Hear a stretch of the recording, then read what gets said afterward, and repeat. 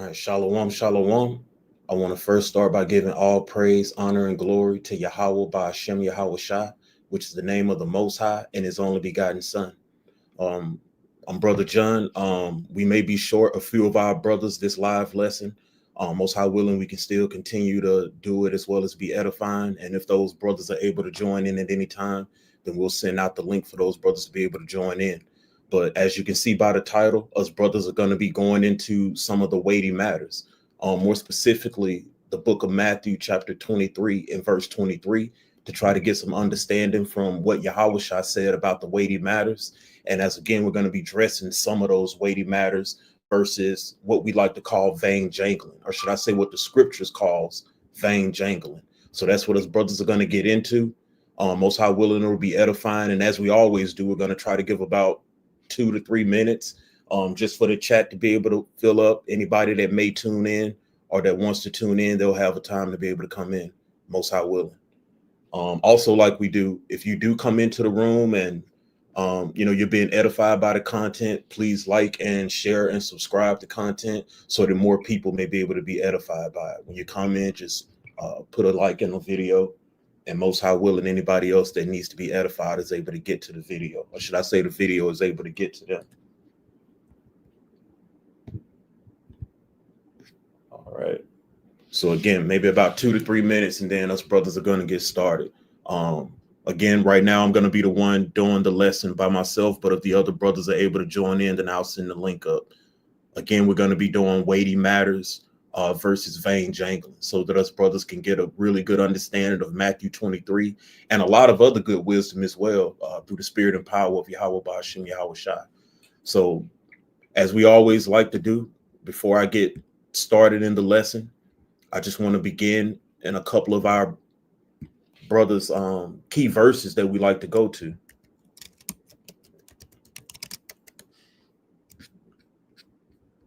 All right, Khan. So as I always do, I'm going to start this one up in 2 Corinthians. We're going to go to the book of 2 Corinthians, chapter 2 and verse 17. I'm not sure if that's able to be seen up on the screen pretty good. I'll blow it up a little bit. But again, we're going to start with the book of 2 Corinthians, chapter 2 and verse 17.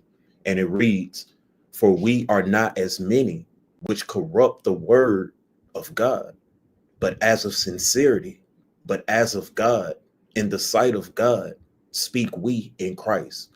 So us brothers always bring that verse out. We like to make that a staple of the work that us brothers do, making sure that we're operating in the spirit of integrity and the spirit of sincerity when we're dealing with the Most High's word and rightly dividing the word of truth, as well as when we're dealing with our people, making sure that we're also carrying those fruits along with us, doing this work as if we do so in the sight of the Most High.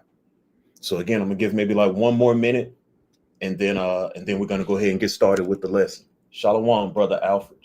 Most I will not pronounce your name correctly, but shalom, brother.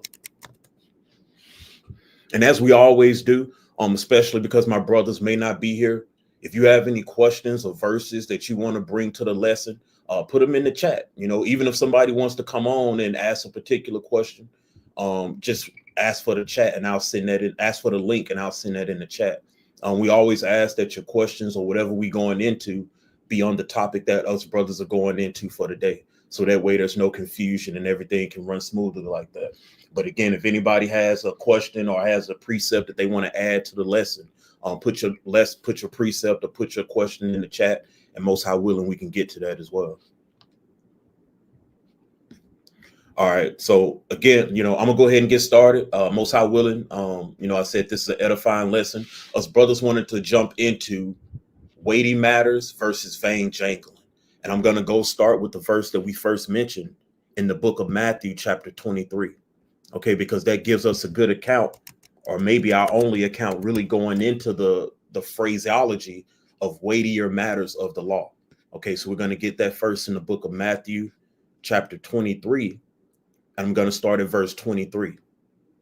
All right, and it reads, "Woe unto you, scribes and Pharisees, hypocrites, for ye pay tithe of mint and anise or anise and cumin, and have omitted the weightier matters of the law, judgment, mercy, and faith. These ought ye to have done, and not to leave the other undone. Ye blind guides, which strain at a gnat and swallow a camel. Okay, us brothers are really going to be diving into that, because this was really good wisdom given from Yahawah. And most high willing, with the verses that brothers are going to pull out, you'll see how this is all connected. Those three main things that Yahawah talked about, we're going to dive into. So again, the verse starts by saying, woe unto you, scribes and Pharisees, hypocrites, for ye pay tithe of mint and anise and common, and have omitted the weightier matters of the law. So these are men who have been able to do certain things that are not the weightier matters in the law, but they omit, meaning to disannul or to not look at or to get rid of some of those weightier matters in the law. And then Yahawah goes into them. The first one is judgment. Okay, so us brothers want to kind of do a little bit of a dive, like we do so often when it comes to judgment. But first, I want to echo this sentiment, because believe it or not, this is not the first time that this has been mentioned to the children of Israel. What Yahawah says here in Matthew chapter 23. I'm going to grab this in Hosea chapter 4, verse 1. Brothers may be familiar with this one. But again, the book of Hosea chapter 4 and verse 1, and it reads, hear the word of Yahawah, ye children of Israel, for Yahawah hath a controversy with the inhabitants of the land, because there is no truth, nor mercy, nor knowledge of Yahawah in the land. So, this has already been an issue that's been going on even in the Old Testament, or even before the coming of our Messiah. So again, Yahawah is echoing something that was mentioned not only in Hosea 4, but all throughout the scriptures, that those weightier matters of the law, things like judgment, things like mercy, things like faith, are some things that aren't really tackled a lot. So again, most high willing, that's what we can do in this live lesson. I don't think it'll be that long, but most high willing, we can cover what those things look like. So again, we're just going to first start by going into judgment. And if you're familiar with what us brothers do, we usually go into some of the first mentions of the word and try to get some of the understanding of the etymology.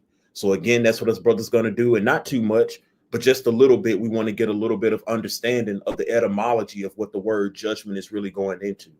So when you first come into it, we got Genesis chapter 18 and verse 19, and it reads, for I know him that he will command his children and his household after him, and they shall keep the way of Yahawah to do justice and judgment, that Yahawah may bring upon Abraham that which he had spoken of him. And one thing that you're going to learn, matter of fact, let me get the description first when it goes into judgment. Okay, if you pull up the Strongs, we got H4941. And I'm going to play the pronunciation. Strong's H4941. Mishpat. Mishpat. All right, Khan. And as you can see, some of the descriptors, most of the time, this word goes straight into judgment. A lot of times it goes into manner or right, cause, ordinance, lawful, order. All of these are ways that you can see this word being used in the scriptures. We got judgment, justice, ordinance. Okay, you're going to really want to pay attention to that word justice, because a lot of times the way judgment is used in the scriptures is really going into justice. Of course, that judgment being the laws, statutes, and commandments of Yahawah Ba'ashem Yahawah, but justice all the same. So judgment and justice are really intertwined together. So again, we have judgment, justice, ordinance, the act of deciding a case. Okay, to go scroll a little bit down, we have decision in law, right, privilege, due. Okay, words like these going into describing how judgment is being used in the Bible. And like we already did, if you go into, for example, Genesis chapter 18, verse 19, it gives us an account of how the word judgment is used. And notice how it combines it with justice, to do justice and to do judgment. So it's kind of mighty to be able to understand the different contexts in which this word is used. Let's get one more. I'm going to go to the book of Job. The book of Job, chapter 8 and verse 3. And as you can see, that one reads, doth God pervert judgment, or doth the Almighty pervert justice? So again, you can see this word judgment and justice being closely intertwined with each other. Judgment, as you can see, as we're going to uncover in the scriptures, can talk about righteous judgment. It can talk about punishment. It can talk about consequence, condemnation. The word judgment is going to go into a lot of things. That's why the word justice seems to be a really good filler word for the word judgment. Because when you consider justice, justice can come in the form of salvation. Justice can come in the form of consequence or punishment. Justice can also come in the form of reward or retribution, repaying back something that was owed or to do right. So a lot of the ways that judgment is used, justice is also used. Let me get one more. I'm going to go to the book of Job, chapter 34. Okay. And verse 4. And it reads, let us choose to us judgment. Let us know among ourselves what is good. So again, judgment is also making the right decisions versus the wrong decisions. So again, like the definitions went into, being able to decide what's right. Essentially, it's a lot of the ways that we use judgment in the world. And it's mighty to have that wisdom and understanding that judgment can have nuances to it. For example, there's a way to judge a matter, and there's a way to get a judgment from, let's say, an actual judge or from a court. Okay, one thing imposes a punishment and a consequence, and the other thing is more about making a decision, choosing one way versus the other. So in the same way that the way we use the word judge or judgment has nuances, the scripture has nuances to the word as well, usually going into justice or going into trying to figure out or do those things which is right. And again, according to the law, statutes, and commandments of Yahawah by Hashem Yahawah Shai. But I just wanted to get maybe let me see. I think I might have one more. Psalms chapter 89, and I'm going to start at verse 14. And it reads, justice and judgment are the habitation of thy throne. Mercy and truth shall go before thy face. So again, we have just one more combining justice and combining judgment to give us the understanding of how that word is being used in the scriptures. And to even add to that, outside of the etymology, just to give a little bit more context, for example, if you go to Matthew 12, well, for one, we can start in Matthew 23. Look at how judgment is used in that verse. So you go to Matthew chapter 23 and verse 23, and it reads, woe unto you, scribes and Pharisees, hypocrites, for ye pay tithe of mint and anise and cumin, and have omitted the weightier matters of the law, judgment being one of those matters. So in this term, the word judgment is being used more in the line of justice, that you aren't committing and executing justice. Seems the same thing that Hosea 4:1 was echoing, that there's no judgment. Matter of fact, let me get just one more on that, going into judgment. It's the book of Zechariah, chapter 8, and I'm going to start at verse 15. And it reads, so again, have I thought in these days to do well unto Jerusalem and to the house of Judah? Fear ye not. These are the things that ye shall do.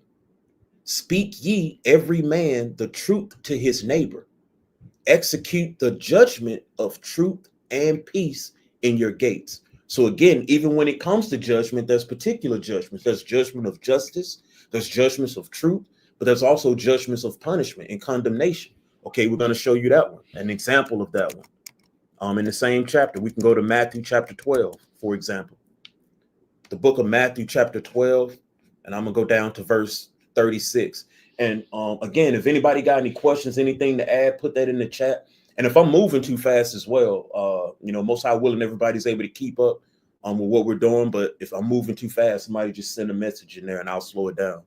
But again, another way that the word judgment is used is in Matthew chapter 12, verse 36. And it reads, but I say unto you that every idle word that men shall speak, they shall give account thereof in the day of judgment.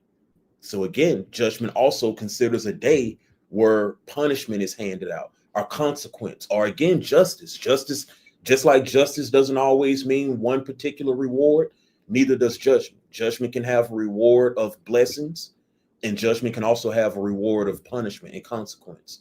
So again, I just wanted us to get a little bit more familiarity with the word judgment. I'm going to get one more, because this is also a really good example of what it looks like to have righteous judgment. This is 1 Kings chapter 3. I'm going to start with this one at verse. I'm going to start at verse 9. If brothers and sisters are familiar with this, this is going into the account where King Solomon is asking the Most High for a gift, or should I say he's about to be blessed. But let's see what he's asking the Most High to be blessed with. This is 1 Kings chapter 3, verse 9, and it reads, "Give therefore thy servant an understanding heart to judge thy people." So again, judgment is not always giving out a consequence or reward. Judgment is also being able to judge between good and bad and right and wrong. Matter of fact, it says that. I'll read it again. "Give therefore thy servant an understanding heart to judge thy people, that I may discern between good and bad.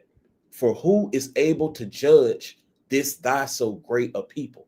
So again, judge also goes into choosing rightly versus choosing wrongly. And, the different same nuances that we have on the word judge are also used in the scriptures, and I bring that out because we know that even in this truth, in the Israelite community, and perhaps in the Christian church as well, there's a lot of conversation about the word judge. Some people will go into you and hit you with that famous line, nobody can judge me, or only God can judge me. Or, who are you to judge? God said, don't judge. And some brothers use it on the opposite side, saying, hey, no, the Bible actually says judge righteous judgment. It doesn't say not to judge. In a way, both people are actually kind of correct. But it's wise to understand that there's nuances even to the word judgment. There's a judgment that brings forth condemnation. There's a judgment that brings forth rewards. There's also a judgment that decides right versus wrong and good versus evil. So it's mindful to understand that. And Most High willing, we can give an example. I'm going to give one example of, should I say 1 Kings chapter 3 and verse 9 is a good example of judgment. King Solomon praying to the Most High that he may have an understanding heart so that he may be able to judge his people. Sometimes when you think about judging, all you can think about is that man that's sitting out there pointing his finger at everybody else. We're actually going to get the understanding that that's not always what judge is going into. Matter of fact, to just oppose 1 Kings chapter 3, verse 9, I'm going to pick up in the book of Romans. I'm going to go to Romans chapter 2. This is Romans chapter 2, verse 1. And it reads, "Therefore, thou art inexcusable, O man, whosoever thou art that judges. For when in thou judgest another, thou condemnest thyself. For thou that judgest doest the same things. But we are sure that the judgment of God is according to truth against them which commit such things. And thinkest thou this, O man, that judgest them which do such things, and does the same, that thou shalt escape the judgment of God? Or despisest thou the riches of his goodness and forbearance and long suffering, not knowing that the goodness of God leadeth thee to repentance? But after thy hardness and impenitent, hopefully I pronounced that word correctly, but after thy hardness and impenitent heart, treasurest up unto thyself wrath against the day of wrath and revelation of the righteous judgment of God." So again, this is going into a person who is judging unrighteous judgment. For one, they're a hypocrite. They're judging and then they go off and do the same things. And we actually said this at camp. Sometimes where we make the mistake is that we believe that just because, for example, just using this for an example, that just because we have on fringes or we have our beard on our face, that we can go off and condemn or place a judgment against everybody who isn't wearing fringes or who doesn't have the beard on their face. But that doesn't always mean that's the case, because James chapter 2 really goes into that. And that's really what that's explaining about being a respecter of persons. Matter of fact, I don't even want to quote that. I'm just going to get it. We're going to go to the book of James chapter 2. Shalom, brother Dante. You right. My brother put in the chat, provide guidance and counsel is so important. Judge wisely. And that's important to understand.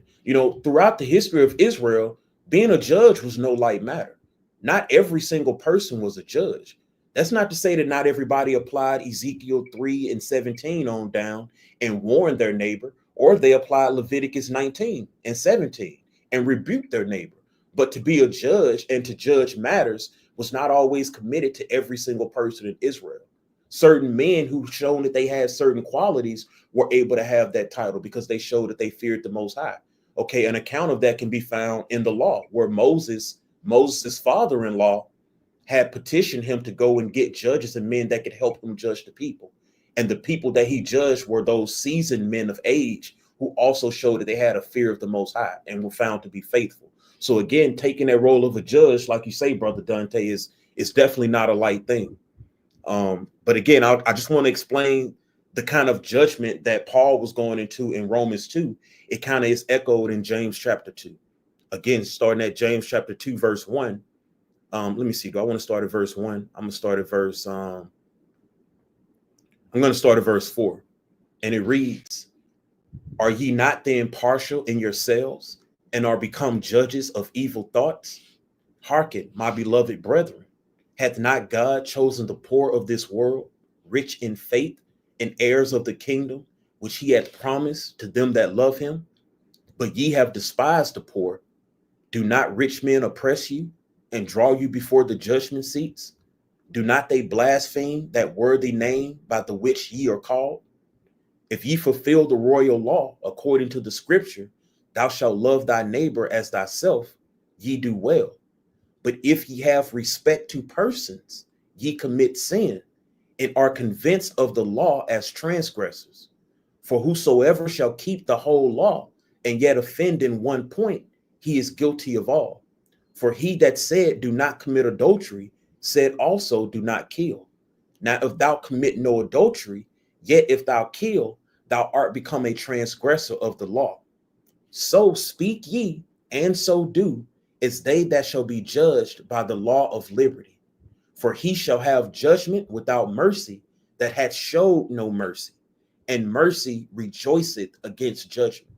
So again, this is more so talking about a respecter of persons. You believe that just because you don't eat swine's flesh anymore, that you don't focus on that pride that's in your heart. And both things are an abomination in the eyes of the Most High. So for an example like that, you want to judge somebody because you've seen them eating swine's flesh, but you're overlooking that pride that's in your heart. So a lot of times we can be hypocrites in our judgment, and it's not always congruent. It's not always fringes for fringes or beard for beard. Sometimes it's swine for pride. And the fact that you may not be consuming abominable things within your mouth, but what comes out of your mouth shows that you have abomination in your heart.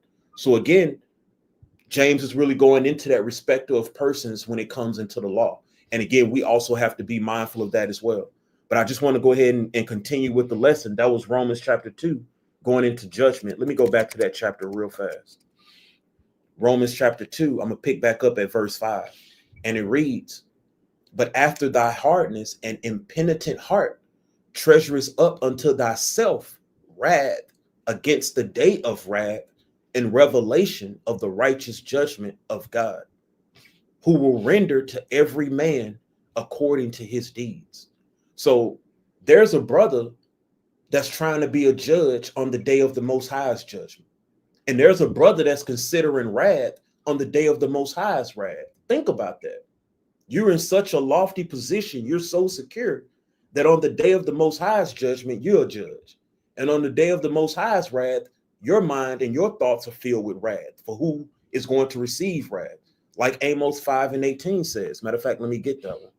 Because, I mean, that's also been echoed in the scriptures. The book of Amos chapter 5, verse 18. And it reads, "Woe unto you that desire the day of Yahawah. To what end is it for you?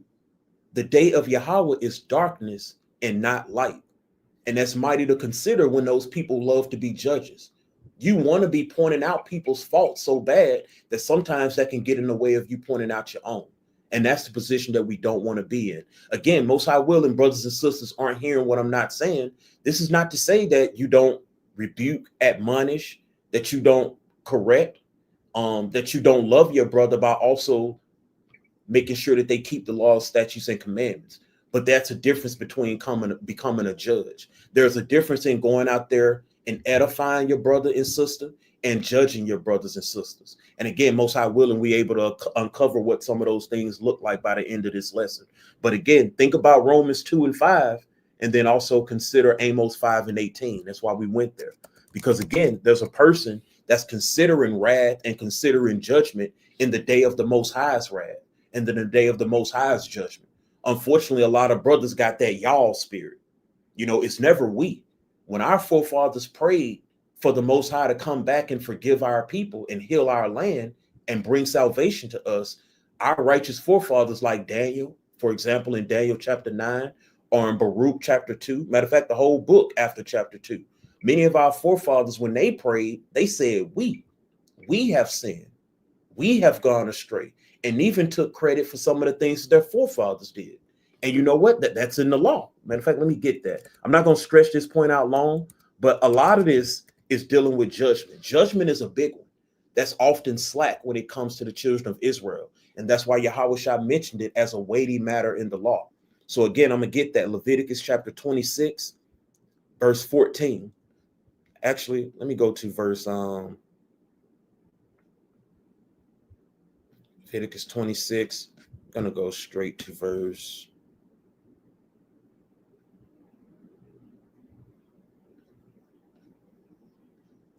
I'll go to verse 40. Salakia, verse 40. Leviticus chapter 26 and verse 40. If they shall confess their iniquity and the iniquity of their fathers, which they trespassed against me, and that also they have walked contrary unto me, and that I also have walked contrary unto them, and have brought them into the land of their enemies. If then their uncircumcised hearts be humbled, and they then accept of the punishment of their iniquity, then will I remember my covenant with Jacob, and also my covenant with Isaac, and also my covenant with Abraham will I remember, and I will remember the land. So again, this is all the way back in the law where the Most High was requiring that we take accountability, that we take responsibility. That's also a part of your judgment. Not having that y'all spirit, y'all doing this and y'all gonna be destroyed, and y'all the 2/3, and y'all this and y'all that. What brothers don't understand, and I'm gonna just bring this out, you're in danger of having that same spirit that Pharisee had in the book of Luke chapter 18. Okay, I'm not going to read that whole account because we've done it so much, but let's consider this again. This is Luke chapter 18, verse 9. I'm going to start at verse 10. Actually, I'm going to start at verse 9, Salakia. Luke chapter 18, verse 9, and it reads, and he spake this parable unto certain which trusted in themselves that they were righteous and despised others. Brothers got to be careful that they're not moving out here in that spirit. Again, you may be able to point the finger at somebody who's eating swine's flesh, which is abominable. Nobody's taking that away. And again, it's a shame that you got to say that thing about the outward appearance and the flesh, just for brothers to understand that there's also commandments that involve the heart, that involve your spirit. And some of those are actually the weightier matters of the law. So again, I'm just going to read it again. And he spake this parable unto certain which trusted in themselves that they were righteous and despised others. Listen to some of the things this Pharisee said when he went up. I'm going to go down to verse 11. It says, the Pharisee stood and prayed thus within himself, God, I thank thee that I am not as other men are, extortioners, unjust, adulterers, or even as this publican. I fast twice in the week. I give tithes of all that I possess. See, that's the attitude of somebody who's seeking their own righteousness. They're trying to be a judge when they see the Most High. They're not considering themselves as being the one who is being judged. And that's really what Paul is trying to get across in the book of Romans chapter 2. So there is a judgment that we definitely have to be careful about, like what Paul is warning us against in Romans chapter 2. I'm going to get one more. But again, there's a better judgment, like King Solomon in 1 Kings chapter 3, verse 9, where he prayed to the Most High to have an understanding heart, that he may be able to judge his people. See, judgment ain't always you sitting up there banging the gavel like Judge Judy or something and giving people their judgments and their condemnations. Judgment is also choosing between right and wrong, choosing between good and bad or good and evil. So we also have to be mindful of how the word judgment is used. That way we don't get caught out there doing something or moving in a spirit that we ought not to. Most High forbid a brother is moving in that judgment spirit that the Pharisee was in Luke chapter 18. But again, I'm going to go to one more in 1 Timothy chapter 1. Shalom, the hopeful elect. Shalom. Okay, again, we're going to start in 1 Timothy. I'm going to go to 1 Timothy chapter 1. I'm going to start at verse 5. Matter of fact, I remember I said something earlier about how the scriptures say so often that we teach for the sake of edifying. So I'm going to start at verse 4. It reads, "Neither give heed to fables and endless genealogies, which minister questions, rather than godly edifying, which is in faith, so do. Now the end of the commandment is charity, out of a pure heart and of a good conscience, and of faith unfeigned."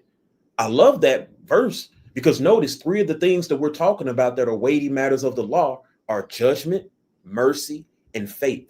We're covering judgment now, but of course you're going to see how big faith and mercy also tie into this as well. But again, I'm going to keep reading. Verse 6, "From which some, having swerved, having turned aside unto vain jangling." Vain jangling. And that's what we titled the video as. Is it more about the weightier matters of the law or vain jangling? Because Paul in verse 5 mentioned about having a good conscience towards the Most High with faith unfeigned, truly having a real fear of the Most High, truly believing that he is real. Okay, again, let's get in verse 6 what it means, vain jangling. It says that's Strong's G 3150. Strong's G 3150. Matayalagia. All right, Khan. So vain jangling goes into what? Simple. Vain talking, empty talk, babble, random talk. A lot of times our ministry can become just empty talking and vain talking because some of those weightier matters aren't emphasized. And matter of fact, I'm going to get back to what Paul was saying in that chapter. But just so we understand what vain jangling is. Okay, how do I get back? There we go. Slock. All right, Con, I'm going to keep reading from verse 6. The book of 1 Timothy chapter 1 and verse 6. "From which some, having swerved, have turned aside unto vain jangling, desiring to be teachers of the law, understanding neither what they say, nor whereof they affirm. But we know that the law is good if a man use it lawfully. Knowing this, that the law is not made for a righteous man, but for the lawless and disobedient, for the ungodly and for sinners, for unholy and profane, for murderers of fathers and murderers of mothers, for manslayers, for whoremongers, for them that defile themselves with mankind, for men stealers, for liars, for perjured persons, and if there be any other thing that is contrary to sound doctrine, according to the glorious gospel of the blessed God, which was committed to my trust." So again, we have to be careful of the type of judging that we do. Many of us are desiring to be teachers of the law, but there's a wisdom that's not necessarily common. You can find that in the book of Sirach. So we do have to understand that we are physicians out there.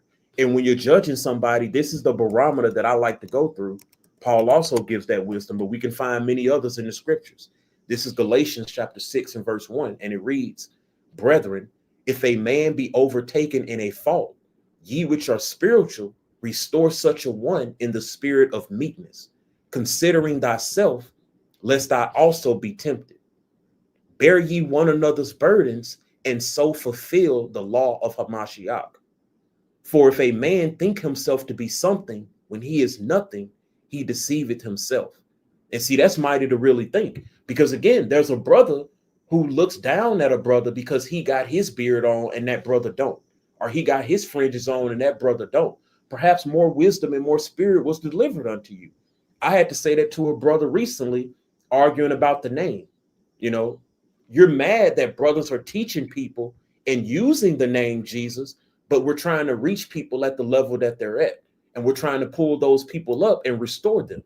But some people just want to be judges and finger pointers. So you couldn't wait to learn the name just so you can go out and point at everybody that didn't. And sometimes you end up not even getting your own work done. I mean, what is your real heart's prayer and desire? Is it not for Israel that they should be saved?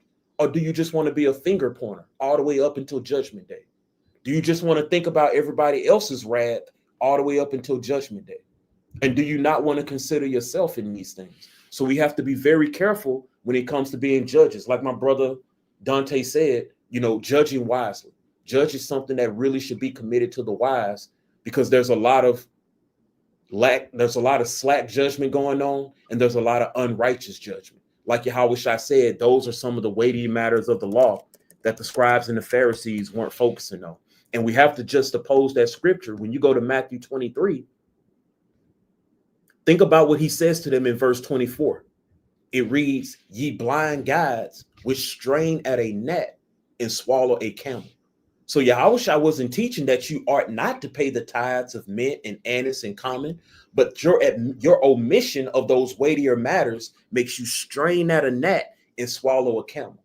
So there's a brother that's only focused on the smallest things, and he's omitting some of these weightier matters. And I'm gonna give you the spoiler alert. A lot of brothers don't really look within, but sometimes we have to be willing to look within ourselves. And this goes for all of us, myself included.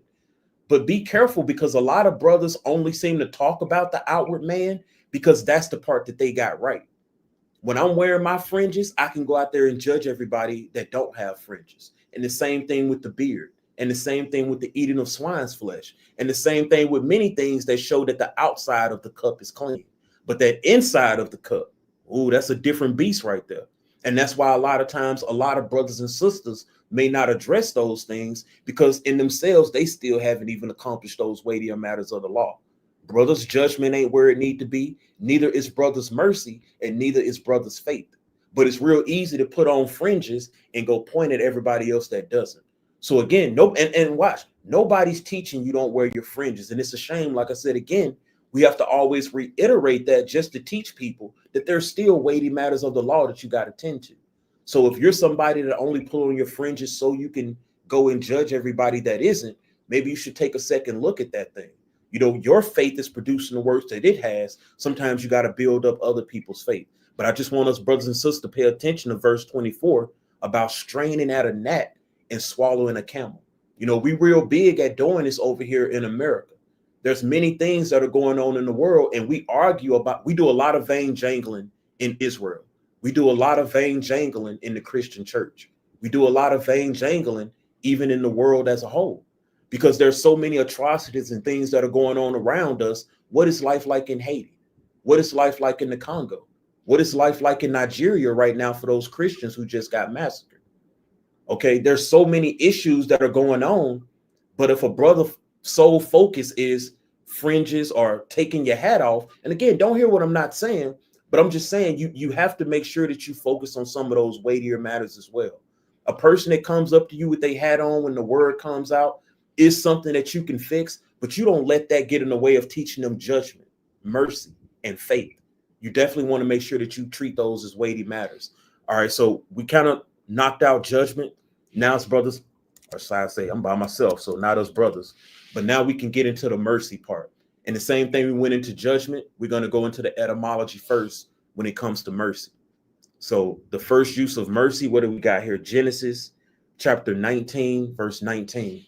And that one reads, "Behold now, thy servant hath found grace in thy sight, and thou hast magnified thy mercy, which thou hast showed unto me in saving my life. And I cannot escape to the mountain, lest some evil take me and I die." So how is mercy used in the scriptures? Let's get some descriptions of the word. Okay, we're going to go to the Strongs again. And Slovakia. Go to the Strongs. Let's get mercy. Strong's H2617. Strong's H 2617. Chesed. Chesed. Khan. So that's going into mercy. And again, to get some descriptors of it, what do we got? Mercy 149 times and kindness 40 times. and loving kindness 30 times, goodness 12 times. And I'm gonna go ahead and give brothers this one. Just like I found that judgment is closely tied to justice, mercy is closely tied to kindness as well. So a lot of times when you see the word mercy used in the scriptures, it's also going into kindness and compassion. Okay, we're going to show you some of those instances. Matter of fact, let's get the descriptors first. We got goodness, kindness, faithfulness, a reproach, shame. So we can see all the different ways that this word is used in the scriptures. Now let's get some of the context. That was Genesis. Let's see what else we might want to use. Okay, yeah, the classic Exodus chapter 20 and verse 6. And showing mercy unto thousands of them that love me and keep my commandments. So that's going into the 10 commandments. Okay, we're going to get a couple of more. This one is a classic right here. Hosea chapter 6 and verse 6. Again, going into mercy. And it reads, for I desired mercy and not sacrifice, and the knowledge of God more than burnt offerings. And we got to sit and think about a line like that, because that's mighty to sit and consider. Okay, the Most High is telling us that he desired mercy and not sacrifice, and the knowledge of God more than burnt offerings. This is really matching up with what we read in Hosea 4 and 1, but also again what Yahawah said in Matthew chapter 23, verse 23, the weightier matters of the law, going into judgment, going into mercy, and going into faith. Notice how these things are continuously mentioned in the scriptures. Again, for I desire mercy and not sacrifice, and the knowledge of God more than burnt offerings. So it's mighty that us, brothers can understand the different ways in which mercy is used. Like I said, a lot of times it's going into kindness and compassion. I'm going to give one more. This is Proverbs chapter 16, and I'm going to go to verse 6. And it reads, by mercy and truth, iniquity is purged, and by the fear of Yahawah, men depart from evil. So that's mighty to understand as well. Look at all the ways that mercy is being used, and think about how Yahawah said that these were the weightier matters in the law. Brothers got to put on judgment too. Righteous judgment. Like my brother said, wise judgment. Brothers got to be able to put on mercy as well, the way that it's defined in the scriptures. So let me get one more. I'm going to go to Isaiah chapter 16, and we're going to get this one, verse 5. Again, going into mercy. And it reads, and in mercy shall the throne be established.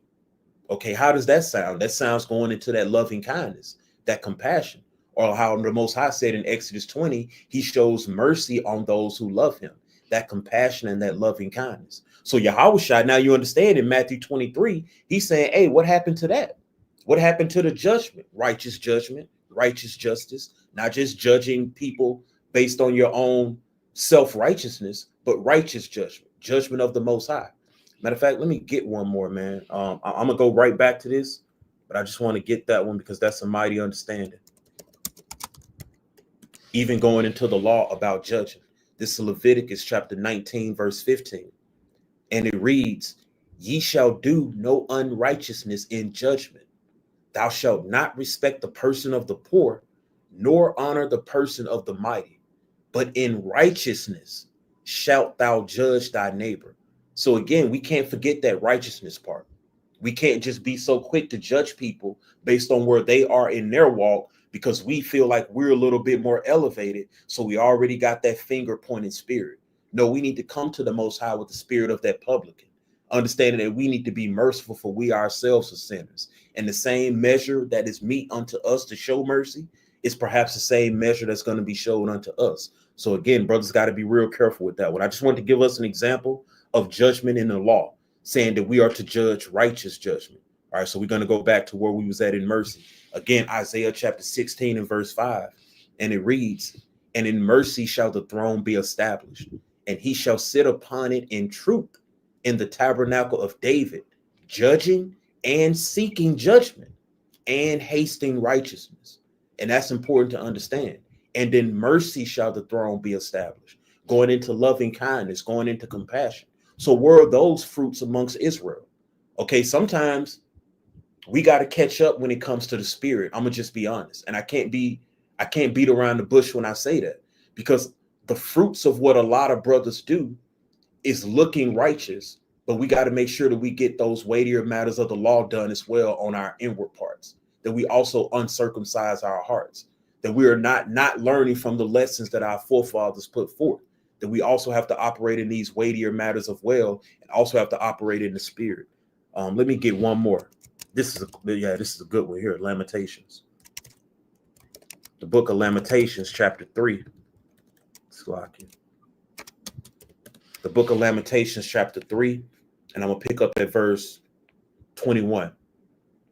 And it reads, "This I recall to my mind, therefore have I hope. It is of Yahawah's mercies that we are not consumed, because his compassions fail not." See, again, compassion and mercy are really linked and tied close together. Verse 23, "They are new every morning. Great is thy faithfulness." So see, the Most High's mercies, and because of his mercies, are the only reasons why we are not consumed. Because of his forgiveness, his loving kindness, his compassion are the only reasons why we are not consumed. His compassions fail not, and they are renewed every morning. So that's mighty for us to think. And if the Most High is filled with that much mercy and compassion, how much should we be, knowing how much mercy and compassion we need? These are the things Yahawah again was teaching in the verse, Matthew 23. And just like we did with judgment, I want to get one account going into mercy and an account of what mercy looked like. Let me check that. Okay, Khan, I actually got my brother Kevin. Brother Kevin was able to join the stage. Shalom, brother. Are you able to hear me out, brother Kev? Hey, what's going on? Shalom. Shalom, brother. How you doing? Not bad, not bad. Yourself? Khan, I'm pretty good, brother. All praise to the Most High. No, Yeah, brother. As you can see, man, we just getting into the lesson of weighty matters. So I'm gonna go ahead and pick up. Are you able to read, brother? You good to do that? I am. Were we going to Luke? Yeah, we just finished up in Luke. Well, no, actually, we got to go to Luke. Luke chapter 10. I think I want to. Yeah, I want to get the account of the Samaritan. Let me see. Yeah, we can start at verse 30, brother. The book of Luke, chapter 10 and verse 30.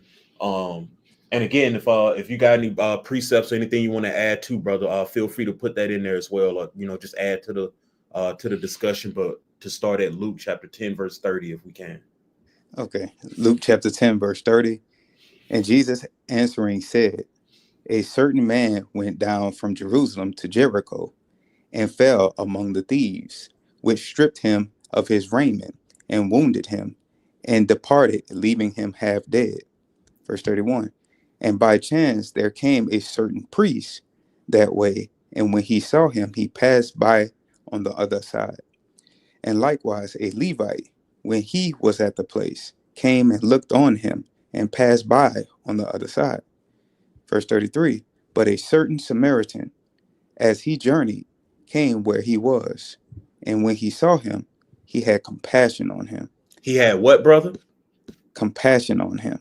See, and again, like I said, you're going to see that mercy and compassion are very closely linked together. All right, keep going, brother.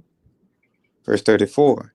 "And went to him and bound up his wounds, pouring in oil and wine, and set him on his beast, set him on his own beast, and brought him to an inn, and took care of him. And on the morrow, when he departed, he took out 2 pence, and gave them to the host, and said unto him, Take care of him, and whatsoever thou spendest more, when I come again, I will repay thee. Which now of these three thinkest thou was neighbor unto him that fell among the thieves?" Verse 37. "And he said, He that showed mercy on him." He that showed what, brother? He that showed mercy on him. Then said Jesus unto him, Go, and do thou likewise. So look at the contrast we have in verse 37, where it was him that showed mercy on him. But as we can see in verse 33, it speaks about him having compassion on him. When he saw him, he had compassion. So again, mercy and compassion is very closely linked. And us brothers went through the etymology to understand that. And now we got to go back to Matthew 23. And sometimes, verses require this level of of breakdown. And honestly, Matthew 23 could probably be broke down even more than us brothers are doing it. But again, these are the weightier matters of the law according to Yahawah. Judgment, as we went into, mercy, as we went into, and then also faith. These ought ye to have done. Okay, so now us brothers want to get into faith. Same thing we did with the others. We're going to go into faith and get some of the etymology of the word. Now, faith is a good one. For one, because I love the Old Testament account of faith. We got Strong's H529. Strong's H529. A moon. Khan. So again, look at some of the words we have going into faith. Okay, faithfulness, trusting, faithful, trusty, trustworthiness, truth. And look at some of these mighty contexts we have. Are you able to read Deuteronomy 32 and 20, brother? Deuteronomy 32 and 20. Okay.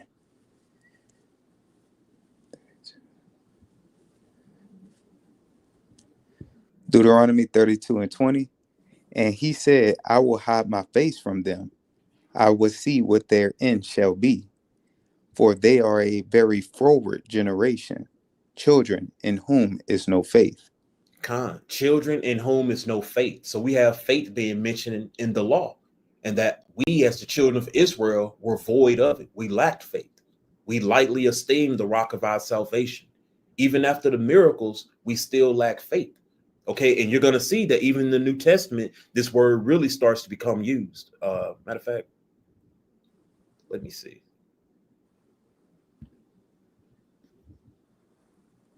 Yeah, even in the New Testament, this word really starts to become used a lot more. I'm going to go to faith.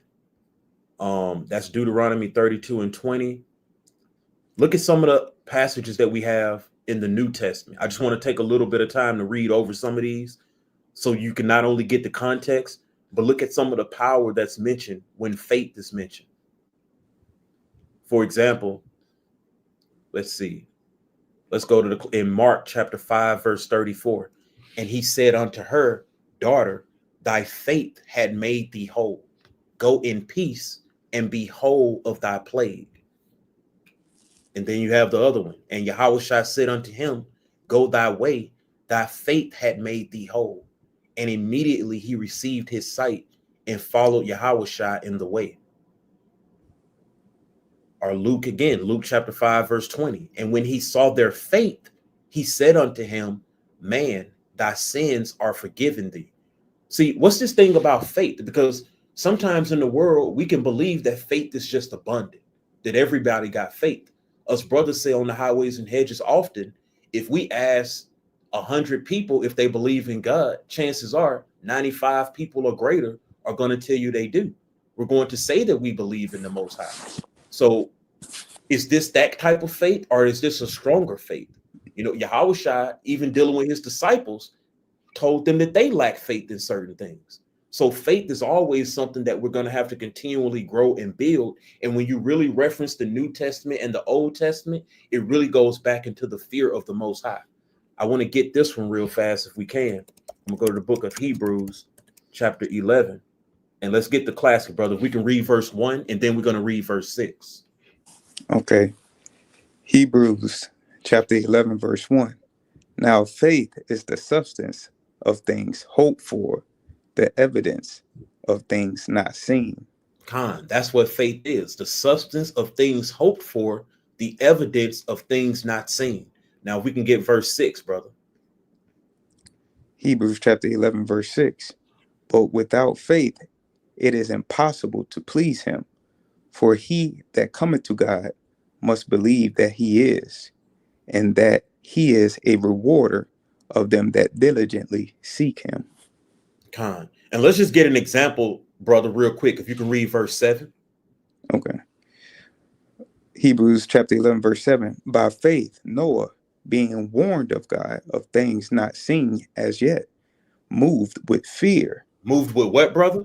Moved with fear. That's why, again, you know, faith in the New Testament is really tied closely to fear in the Old Testament. And the reason why we say this is also because of verses like verse 6. It says, without faith, it is impossible to please him, for he that cometh to God must believe that he is. If you don't believe that God is, how are you going to fear him? So faith and fear are really closely tied one to another. And these are the mighty things that even Israel didn't have all the way back in the law, all the way back in Deuteronomy.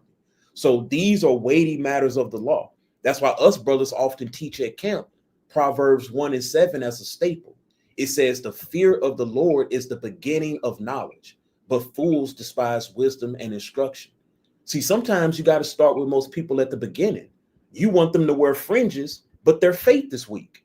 You want a woman to put a dress on, but her faith is weak. A lot of times you actually have to focus on these weightier matters just so or as Yahawah said, you have to clean the inside of the cup that the outside may be clean also. It's going to be hard to try to get fringes and beards and dresses on a person that doesn't have faith. All praise to the Most High that he blessed us with his spirit and put faith on some of us to be able to go in there and keep his commandments.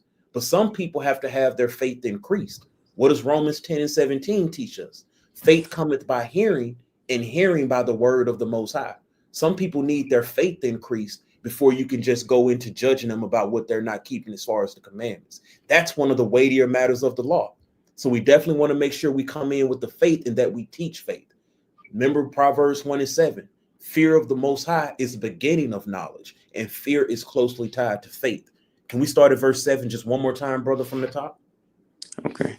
Hebrews chapter 11, verse 7. By faith, Noah, being warned of God of things not seen as yet, moved with fear, prepared an ark to the saving of his house, by the which he condemned the world, and became heir of the righteousness which is by faith. And became heir of the righteousness which is by faith. So this verse alone gives us an account of everything he's saying in verse 1 and 6 of Hebrews 11. For one, Noah wasn't able to see the things to come of yet, but he moved with fear and he prepared himself. And that really goes to some of our Christian brothers and sisters, because we had a long dialogue with a brother and just had to let him know, brother, we agree that we're saved by faith. We agree that we're saved by grace. But we just don't agree that faith doesn't come with works. And neither did Noah's faith. Neither did Abraham's faith. So it's mighty to understand faith just isn't you having great intentions. Faith is what you do with that faith as well. As James rightly says in James chapter 2, verse 14 on down, and James chapter 2, verse 26, faith without works is dead. So we definitely want to make sure that we get a good understanding of faith. I'm going to get one more account, brother, if I can, that just kind of goes into faith. I think I want Luke 22. It just kind of goes into faith. Let me see. Luke 22.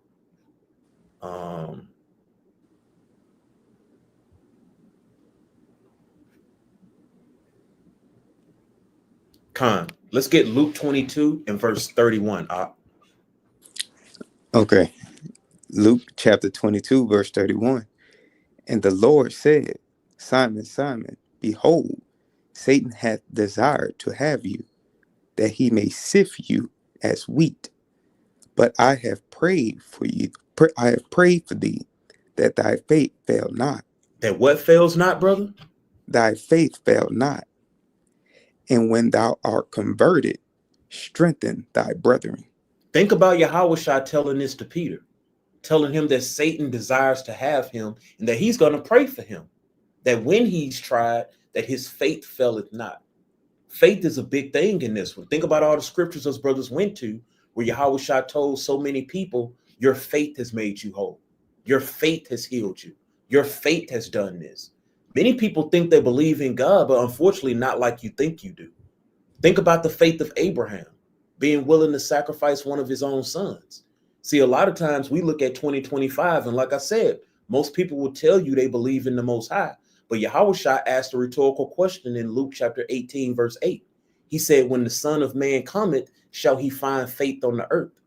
Revelations 2, going into the 7 churches, talks a lot about the faith that some of those elect are going to have. But where is our faith in these last days, and are we teaching that? It's real easy to be a teacher of the law, but we got to get into these weightier matters. We got to be able to go into judgment, righteous judgment. We got to be able to go into mercy, which goes into forgiveness, compassion, and loving kindness. And we definitely got to get more into faith.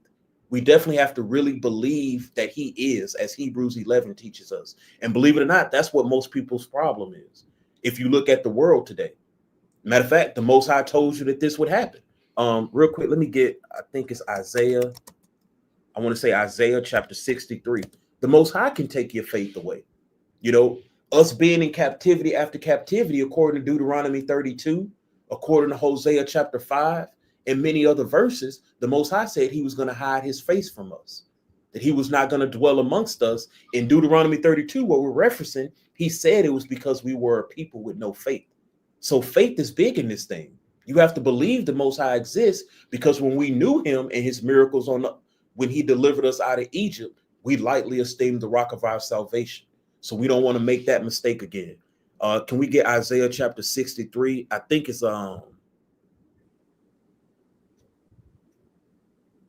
verse 17, brother. Can we start at verse 17? Isaiah chapter 63, verse 17. O Lord, why hast thou made us to err from thy ways, and harden our heart from thy fear? Harden our heart from what, brother? From thy fear. See, and that's something that the Most High can do to you. The Most High, in the course of our captivity, has hardened our hearts from his fear. People don't fear the Most High like they used to, or like we once used to, being the children of Israel. And that's why faith is so important, that we able to get that. That when you read these scriptures and go into these things, that Romans 10 and 17 is applying on you, that your faith is being increased by the words that you're reading. And then we go out there and we add faith to our brothers. That's really a big part of this ministry, is increasing people's faith. A lot of times we become ill-equipped to judge because we don't know what medicine needs to be administered at what time. You think you're a dress away from saving a person, or a pair of fringes or a beard away from saving a person, but in reality, you're dealing with somebody with a lack of faith. So the judgment that you're doing may clean them up on the outside, but the inside of that person is never really built up. So we got to make sure that we're applying these weightier matters of the law, building up people on their inward man. That way the outside may be clean. Matter of fact, I just want to get that one, brother. Because Yahawah said that wisdom about how we ought to cleanse ourselves. This is Matthew chapter 23. I think I want to go to verse. Can we start at verse 25? Matter of fact, just read verse 24 again, and then we'll go down to verse 26. And we're probably going to wrap up pretty soon. Again, this is not going to be a long one. Us brothers just really wanted to do a deep dive into judgment, into mercy, into faith, and what Yahawah was going into when he mentioned the weightier matters of the law. We as Israel have to be righteous in our judgment. We as Israel have to be abundant in our mercy. And we in Israel have to be abundant in our faith. So let's not become people who strain at the gnats and focus on the small things, and the weightier matters don't get addressed. And now we just do a lot of vain jangling, empty talking, things that aren't even profitable. There's a new argument in the nation every single day, maybe every hour. There's a new argument that comes up. Some striving about the law, some contention about another brother, some tea that's coming out.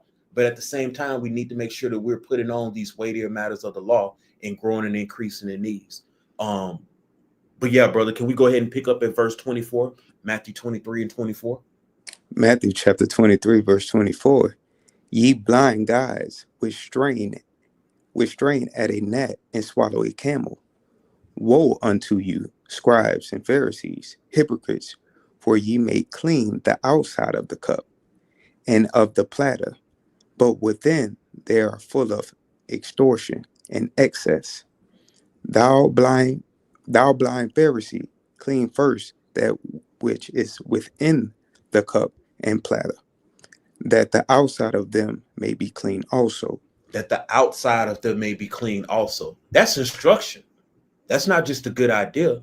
Yahawah was rebuking these men, telling them that you need to clean what's on the inside of the cup first, that the outside may be clean also. So again, we have to embody these weighty matters as well. Let's not take this rebuke that Yahawah gave to the Pharisees and not learn anything from it. Let's not take the example in Luke 18 about not having about not having mercy and not having compassion are the example of the Good Samaritan, not showing mercy and not showing compassion, and think that we're doing the weightier matters of the law because we're wearing something that everybody thinks that we're righteous. You know, we don't want to fall into what he just said in verse 26, that we're not cleaning the inside of our cup and then the outside is becoming clean as well. Because as a nation, we got a lot of big issues that go, you know, and again, I hope brothers and sisters don't hear what brothers are not saying. Some people's test is fringes. Some people's test is beard. But is your test that if you haven't first had a true fear of the Most High? Or is the fear of the Most High the beginning of your knowledge? Like Proverbs 1:7 says. Being a good judge also means you're able to make good decisions. You're able to lead your people in wisdom, that you know when to reprove. As Ecclesiastes 3 says, there's a time for everything. And most of the time that you're reproving, you're saying we, like our ancient forefathers did. Let's get out of that y'all spirit, as if we just know that we've achieved righteousness and everybody else is just set up for damnation and doom. We never want to be that self-righteous. Like, again, we're going to risk end up becoming like that Pharisee in Luke chapter 18. So Most High willing, this lesson was edifying. Well, brother, did you have any verses that you wanted to get into or anything you wanted to add? No, brother, I think the verses, yeah, I don't have anything. I apologize. Okay, it's all right, brother. All praise to the Most High. All right. And again, I just want to shout all the people out that was able to join in. We got Hopeful Elect. We got Brother Dante, Brother Alfred, Brother Greg Morgan, Shalom, Brother Rapakana, Shalom, brother, and Brother Robert Wilkins. He said, what are your perception on women in a whole, women in ministry, and polywives? You know, that's one of those probably more personalized questions, brother. Because it seems to be asking me a lot about what I personally believe. So being that the question kind of isn't too okay, I was told to stop my wife from teaching, and I'm told that true Israel, I need more wives. Yeah, brother, not necessarily everybody needs more wives. There were many righteous men who had no wives. Yahweh Shai, for example. Okay, and there were also righteous men who had only one wife. And while we know that we also have righteous forefathers who had multiple wives, I wouldn't believe that that's something that a brother necessarily needs. And that's definitely not something that's not a law. There's no law going into a brother having multiple wives, or should I say that he has to have multiple wives. As far as to stop your wife from teaching, the scriptures say that our women are to be teachers of good things and teachers of the children. So it's not that our wives don't teach. The scriptures in First Timothy, and I'll get that just to answer your question real quick, brother. First Timothy chapter 2. Let's just get a little bit of wisdom. This is First Timothy chapter 2 and verse 12. Are you able to read that, brother, and starting at verse 11? Okay, yeah. First Timothy chapter 2, verse 11. Let the woman learn in silence with all subjection. But I suffer not a woman to teach, nor to usurp authority over the man, but to be in silence. Verse 13. For Adam was first formed, then Eve. And Adam was not deceived, but the woman being deceived was in the transgression. So the way I look at that is that's going into the relationship between man and woman, not just a woman teaching, period, but that a woman is not usurping authority over the man. You are your woman's covering. And as your woman's covering, you're her head. According to 1 Corinthians chapter 11 and verse 3. It seems like that's really what this is going into, that the woman is not usurping authority over her man, and that the man is performing the duties as the head of his wife. But we know that the scriptures say that the women are able to teach women, and the women are also able to teach the children as well. So you know, I don't have any other laws or any stipulations against women outside of what's written, brother. If there's a more specific question about something that's written in the scriptures, we can go over that. But as far as, like you said, women in a whole or women in ministry or polywives, Most High willing, we address most of that.